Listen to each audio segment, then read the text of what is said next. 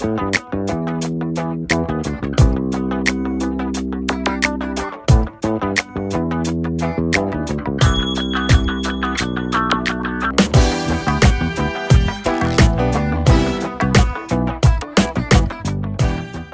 sei se a gente consegue passar a noção do que é pesquisa de fato em nível acadêmico, né?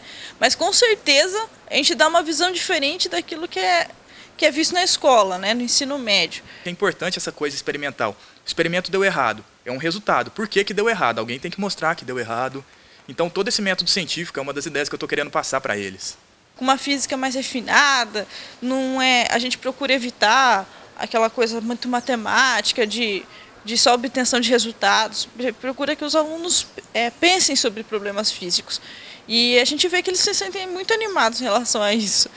Aprendi um monte de coisa que eu não vi na escola, tivemos várias curiosidades, também vimos como é que dá para trabalhar com física sem ser professor também. Eu gostei bastante, meu curso é muito legal, porque a gente estuda física quântica, né? E física quântica é tipo mágica, você faz o que você quiser. Então acredito que realmente seja motivador. Inclusive tem histórias de vários alunos que passaram pelos Física nas Férias e entraram no curso de Física mesmo. Eu participei nos 3 anos do colegial.